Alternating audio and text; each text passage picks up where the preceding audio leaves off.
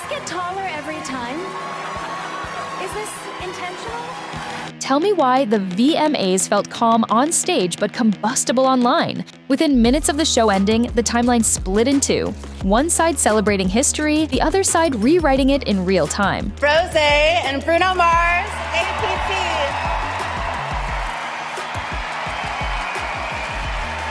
This is history, the very first time a K-pop artist has ever won this award. Rosé has just won the 2025 Video Music Award for Song of the Year for her song APT featuring Bruno Mars. And she has now become the first ever K-pop artist to win Song of the Year.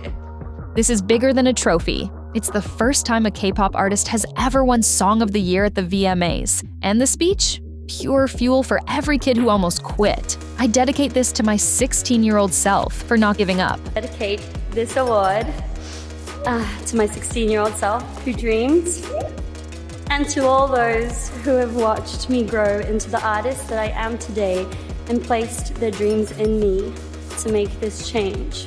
But while the ink on the history books was still drying, the discourse turned. It's only because of Bruno. She thanked herself. Narcissistic much? Jay should have won. So Rosé won Song of the Year at the VMAs. What did the haters have to say about it? I was trying to stay up to watch the VMAs, but I just couldn't. I used to go to bed. But I've just watched Rosé win Song of the Year. And like, the thing is, I already knew she would because Apatu, like, is basically Gangnam Style for like this year, for this generation. Like, everyone I know legitimately knows that song and they don't know K-pop. Her speech was actually like so beautiful, and the part that like impacted me the most was when she was speaking about her sister Alice and how Alice is actually a lawyer, like Rosé's from a family of lawyers, and Alice encouraged her to like stay independent. Obviously I don't think Rosé was ideally shading YG, but she needed to because they were like nurturing her success as a solo artist. And of course she mentioned Blackpink, and I'm just so happy for her because like 1 to 2 years ago Rosé didn't have like the attention she actually deserved, especially being like the main singer of Blackpink. And I just was always so confused because like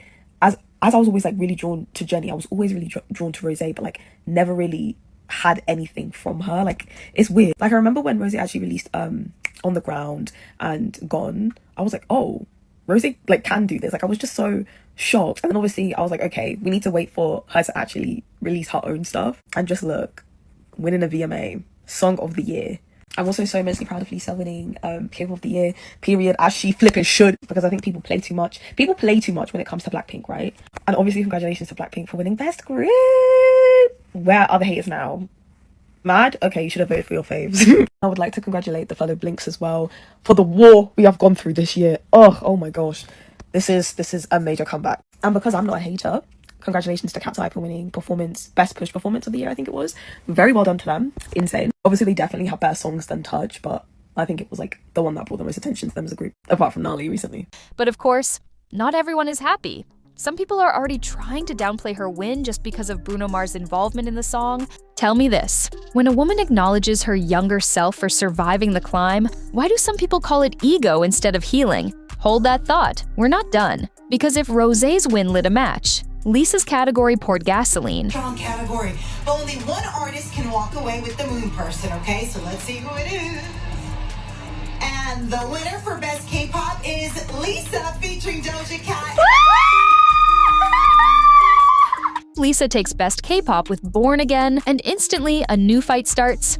I've seen tweets like, the biggest fraud of the century, and single Korean artist in sight and you're telling me this isn't fraudulent? You ain't slick. People are dragging the fact that Lisa isn't Korean, saying she shouldn't even have been in the category. Others are pointing out that Born Again is straight up a pop track in English, released under her independent label. And then to make things even messier, the picture going around with her win is literally of Frédéric Arnault, which kind of fuels the whole narrative that luxury ties and Western connections are pulling strings. And yet, others countered, she trained and debuted in Korea, comes from Blackpink, and was built with K-pop infrastructure. That history doesn't vanish. Then a curveball, Cat's Eye gets dragged into a debate they didn't start. If Lisa isn't K-pop, how is Cat's Eye K-pop with one Korean member? Except, Cat's Eye isn't even K-pop, they're a global group. K-pop adjacent, trained by a Korean company, leaning into light sticks, fan culture, the whole playbook, but competing in global lanes. And I haven't eaten all day.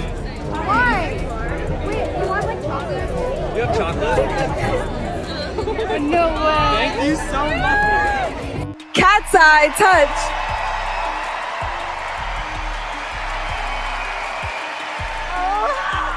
my God. This is so crazy. Thank you so much. This is all very new to us. This is our first time ever doing this. So this is, we like wrote something because we were nervous. Okay. Thank you to our icons. You were here because of you. We love you so much. Thank you. Thank you for believing in us. Maraming salamat. Salamat, Andri. Thank you. Thank you.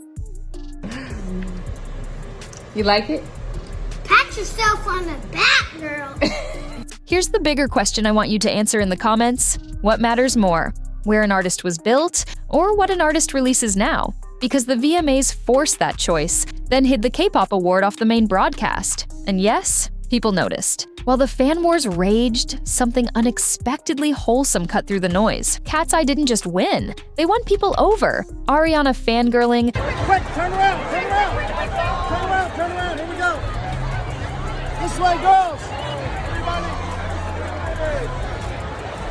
Thank you.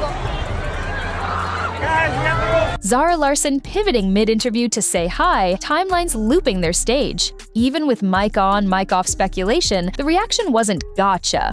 It was joy. And that matters, because visibility is currency. When veterans validate rookies on a global stage, it shifts public sentiment faster than any press release. But outside the K-pop cyclone, the VMAs had a second storyline, one that divided everyone for a very different reason.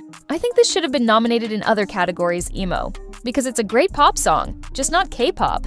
But at the same time, it's a fan-voted VMA. It's not a big deal. But I have a question. What makes Cat's Eye K-pop? They get posted in this place. Cat's Eye are not K-pop. They are K-pop adjacent. They were made from K-pop training and belong to a Korean company. Better explained, Cat's Eye are non-K-pop idols, or better known as K-pop adjacent, the same thing with Girl Set, XG, and other similar groups. Somebody said I've never heard of a group created with the K-pop formula being called K-pop adjacent, but as a global group, literally everything makes them K-pop. They even have a light stick because they lean into K-pop fan culture. They were built with a K-pop formula. The only difference is that they were created with a global fan base in mind.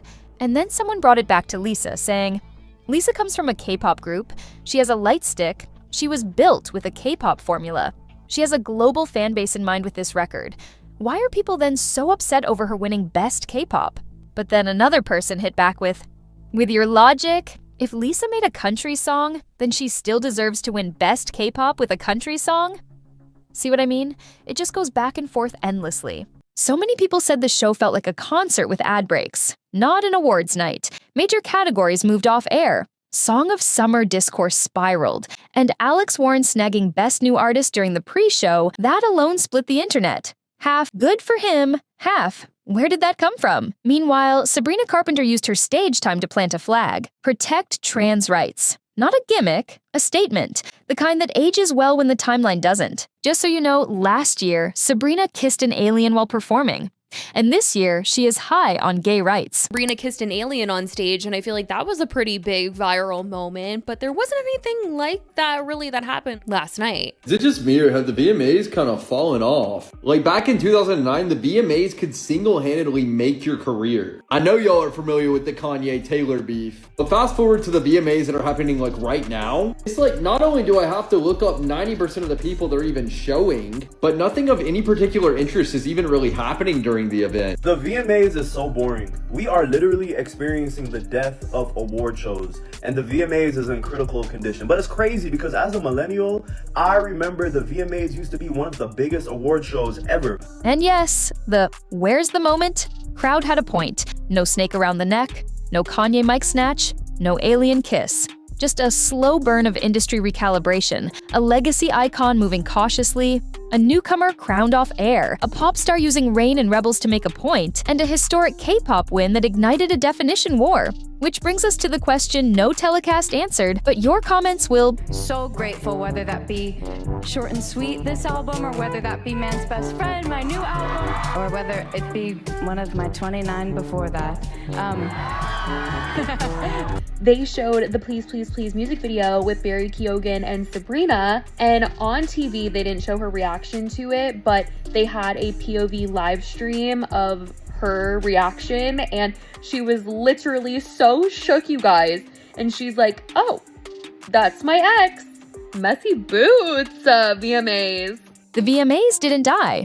They changed. Some of you missed the mayhem. Some of you want the music to speak. But if there was one through line this year, it was this. The audience is rewriting the rules in real time. Rosé thanks her younger self and gets called self-absorbed, until kids who almost quit say that line kept them going. Lisa wins a category and forces us to decide what a category even means in 2025. Cat's Eye shows up and the room softens. The internet shouts, and history quietly stays written. So tell me, what should define K-pop in global categories? Origin or output? Should major awards move back on air? Yes or no? And which moment actually mattered most last night? Beyond the memes. If you love deep dive receipts over recycled headlines, subscribe right now. I shout out all new subs at the end of every video and pin the funniest comment. Be one of them. If you subscribe today, I'll add your name to the on-screen new icons wall in the next upload, plus one of you gets the pinned shoutout. We're building a channel that treats pop culture like it matters,